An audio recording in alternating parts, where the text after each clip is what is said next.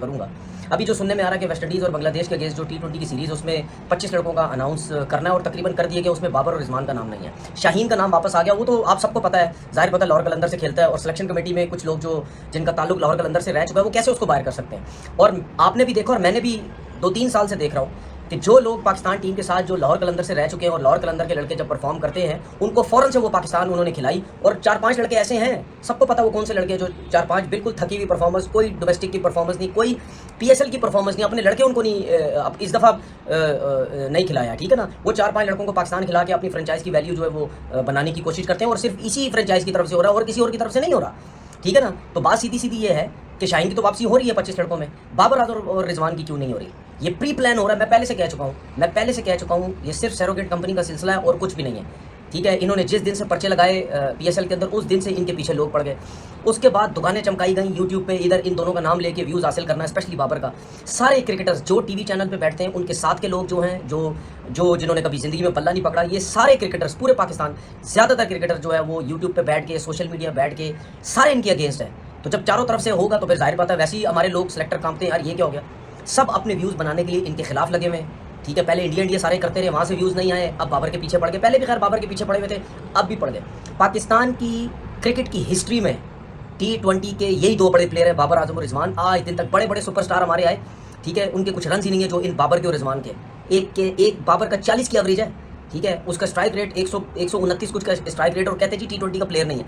रिजवान का 47 का एवरेज है, 47 मायने रखता है, 47 का एवरेज, और उसकी भी स्ट्राइक रेट इतना ही है। तो कहते हैं T20 का प्लेयर ही नहीं है। और सेंचुरीज देख लो दोनों की और 50s देख लो, हमारे बड़े बड़े सुपरस्टार उनके पास नहीं लगे हुए। तो भाई जब इतनी परफॉर्मेंस है कैसे ये लोग टीम से बाहर हो सकते हैं। मुझे पता ना कैसे बाहर हो सकता हूँ, मैं पहले ही कह चुका हूँ, लोग खार खाते हैं। जिस जगह से ये ताल्लुक रखते हैं, जिस शहर से ताल्लुक रखते हैं, नहीं आना देना चाहते कि यार ये बड़े सुपरस्टार बन गए हैं, लोग इनको पसंद करते हैं, इनके बगैर जो है वो हमारी कोई 2 नंबर की वैल्यू, 2 नंबर की औकात नहीं है, ठीक है, हमारी कोई औकात ही नहीं है, इनको जो है वो रोको किसी तरीके से, ठीक है। तो मतलब यानी ये खुल्लम खुल्ला हो रहा है ना यार। या तो चलो परफॉर्मेंसेस नहीं है, आप बाहर कर दो भाई, ठीक है, आप बाहर कैसे कर सकते हैं। आप सीनियर्स के साथ जूनियर को लाते हैं, आप बोले जी यार आपकी स्ट्राइक रेट अगर आपका 130 का, हम 40 चाहते हैं जी 140 को 45 को बोलता हूँ, जो कि मेरी फेवरेट न्यूज़ है। आपको पता है मैं हमेशा बाबर आजम की बात खुले डुले तरीके से करता हूँ। सिडनी सिक्सर ने उनको बिग बैश लीग में लिया, और बिग बैश लीग में ये मेरी बात हमेशा याद रखना, कोई चावे क्रिकेटर नहीं लेते। वो दुनिया की सबसे तगड़ी तरीन डोमेस्टिक क्रिकेट होती है, वो चावे एरे गरे, ठीक है, रेलू कटे, पर्चियाँ, डंडे, वो क्रिकेटर नहीं लेते, वो परफॉर्मर्स लेते हैं। उनको ये पता चला कि बाबर अब जरा टीम से थोड़ा सा बाहर, उसकी सिलेक्शन का प्रॉब्लम हुआ है, उसके पास टाइम है, उन्होंने उसको डायरेक्ट साइन किया है। क्या डायरेक्ट साइन किया है, कोई ड्राफ्ट में नाम नहीं, कोई कुछ नहीं। ये होती है एक प्लेयर की क्लास, एक बड़े किंग, मैं किंग बोलूंगा अब उसको। इतनी ज्यादती इनके साथ, इसके साथ और रिजवान के साथ हो रही है, मैं किंग बोलूंगा। बेशक बाबर आपने मुंह से बोलता है मुझे किंग ना बोलो, जो कि वो हमेशा बोलता था मुझे किंग ना बोलो, लेकिन मैं किंग बोलूंगा आज के बाद। और मैं लोगों से भी रिक्वेस्ट करता हूँ, ठीक है, कि जो लोग बाबर को लाइक करते हैं उसको किंग बोलना शुरू करें, क्योंकि ये जो चारों तरफ टीवी और यूट्यूब चैनल पे लोग बैठे हुए हैं उसकी क्रिकेट बर्बाद करने के लिए तुले हुए हैं, ठीक है, उनके मुंह बंद करने के लिए बाबर को आप किंग बोले, और मैं भी आज के बाद किंग बोलूंगा। किंग को बिग बैश लीग वालों ने सिलेक्ट किया। अब चाहे वो उसको ओपन खिलाते हैं, चाहे वो उसको तीसरे नंबर पे खिलाते हैं, चाहे उसको चौथे नंबर पे खिलाते हैं, जिस नंबर पे खिलाएं, ठीक है। दुनियाई क्रिकेट में एक तो 10,000 रन सबसे ज्यादा करने वाला T20 का प्लेयर, जिसको हमारे घटिया लोग बोलते हैं T20 का प्लेयर ही नहीं है। उसके बाद ओवरऑल अगर टोटल देखें हम, टोटल T20 के चाहे लीग मैचेस, इंटरनेशनल मैचेस सब मिला के, उसमें क्रिस गेल पहले नंबर पे, उसके 14,000 रन है। बाबर आजम 11वें नंबर पे, उसके 11,000 कुछ रन है, और क्रिस गेल से जमीन आसमान का मैचेस का फर्क है। तो वो तो अगर उस जितने मैच खेल गया तो वो तो पता नहीं कोई 15-16,000 उससे भी ऊपर निकल जाएगा। तो ये जो चीजें हैं ना सारी, ये खार खाते हैं लोग, इन चीजों से भी खार नहीं खाते, ठीक है। उनको पता है कि इसको खिलाते रहिए और बड़ा प्लेयर बन जाएगा। जिस तरह मैंने बार बार आपको बोलता हूँ कि ये पर्सनल हुआ, मैं इनको क्रिकेट से कोई मसला नहीं है, बाबर आजम की क्रिकेट का कोई प्रॉब्लम नहीं है, ठीक है। इससे पर्सनल सबको खार है कि इसको फारिग करो, उसने पाकिस्तान टीम बर्बाद कर दी, सब कर दी, ये कर दी, वो कर दिया, ठीक है। तो मेरी लोगों से रिक्वेस्ट है, इसको दोबारा से किंग बोलना शुरू करें। ये पाकिस्तान की क्रिकेट का किंग है, ठीक है, पाकिस्तान की T20 की हिस्ट्री का ये किंग है। इससे बड़ा किंग, ठीक है, या इसके दूसरे नंबर पे रिजवान है, इससे बड़ा प्लेयर पाकिस्तान की T20 की हिस्ट्री में कोई नहीं आ सका। तो बिग नरमी कर दी है, ख्वाजा साहब ने नरमी की है। बोर्ड असल में ना जी, आप ये देखें कि बोर्ड हमेशा ही कन्फ्यूजन में रखता है।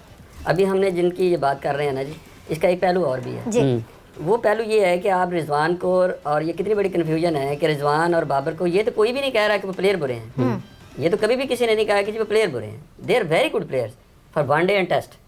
हम सिर्फ ये कह रहे हैं कि हर बंदे का एक डिफाइंड रोल है। वो बोर्ड बता दे कि भाई आप वनडे के हैं, टेस्ट के हैं।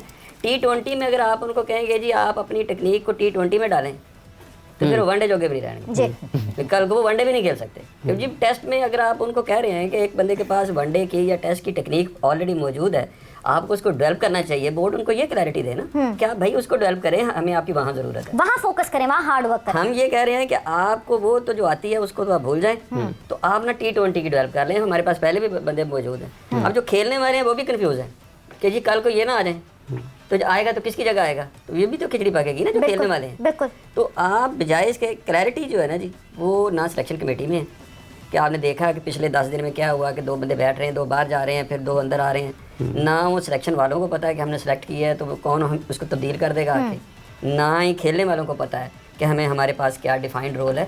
जब तक आप क्लैरिटी नहीं करेंगे ना जी इसी तरह कन्फ्यूजन है, और ये बोर्ड की कमजोरी समझता हूँ मैं बोर्ड ऐसा बोर्ड और ये कमजोर है। confusion- और एक और चीज़ जो पता चली कि शाहीन शाह अफरीदी का नाम है वेस्ट इंडीज़ टूर पे और बाबर और रिजवान का नहीं है। सोशल मीडिया में बड़ी चीज़ें चल रही हैं, इसमें कोई बुराई नहीं है अगर रिजवान और बाबर का नाम नहीं है।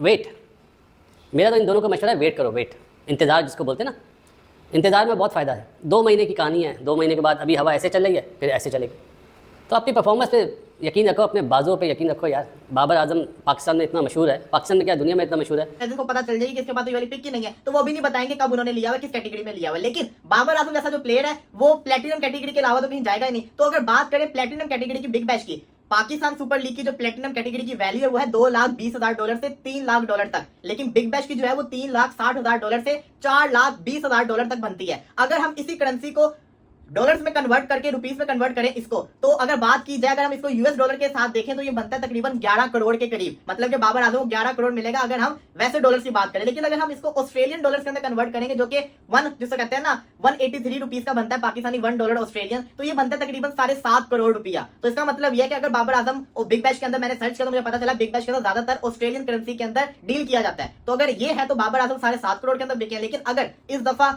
इनको जिसको कहते हैं ना यूएस डॉलर के अंदर दिया जा रहा है, तो इसका मतलब है बाबर आजम 11.5 करोड़ के करीब सोल्ड हुए हैं किसके अंदर, बिग बैश के अंदर। पॉसिबल है कि इसको शेड्यूल करवाया जाएगा और वहां पे ये सीरीज हो जाएगी। खैर इसके बाद जो हमारे पास अपडेट आ रही है वो आ रही है जी आपके बाबर आजम के हवाले से, और अपडेट ये आ रही है कि बाबर आजम जो है वो पॉसिबल है, जिस तरह का आज जो हिंट दिया है बिग बैश लीग में सिडनी ने, तो सिडनी की तरफ से जो है पॉसिबल है बाबर आजम जो इस बार खेलने जा रहे हैं, क्योंकि उन्होंने अपने इंस्टाग्राम के ऊपर जो है एक पोस्ट की जिसमें जो है उन्होंने अपना लोगो दिखाया और पीछे जो कमेंट्री कर रही है वो हमारी रूज कर रही है, और साथ जो कमेंट्री हो रही है बाबर आजम के लिए कमेंट्री हो रही है, जिसके चलते तमाम फैंस ये समझ गए हैं कि भाईजान ये पिक करने जा रहे हैं बाबर आजम को। बिल्कुल, सिडनी सिक्सर ने ये ऐलान कर दिया कि वो बाबर आजम को पिक करने जा रहे हैं। अभी डिटेल्स उन्होंने नहीं बताई हैं, लेकिन वो साइन करने जा रहे हैं, और ये बड़ी अच्छी गुड न्यूज़ है बाबर आजम के फैंस के लिए, क्योंकि बाबर आजम ऑलरेडी पाकिस्तान की T20 टीम से बाहर है और उनको कम बैक के लिए कोई फॉर्मेट चाहिए, T20 फॉर्मेट चाहिए कि उसमें वापसी करें। फिलहाल पाकिस्तान वेस्ट इंडीज का हमने बता दिया कि दोनों बोर्ड्स मुशावरत में हैं और जल्द ऑफिशियल ऐलान कर दिया जाएगा कि जो 3 ODIs हैं वो खत्म किए जा रहे हैं और 5 T20s खेले जाएंगे पाकिस्तान वेस्ट इंडीज के दरमियान, ताकि पाकिस्तान की एशिया कप की भी अच्छी तैयारी और वेस्ट इंडीज और पाकिस्तान दोनों की वर्ल्ड कप की भी अच्छी तैयारी हो।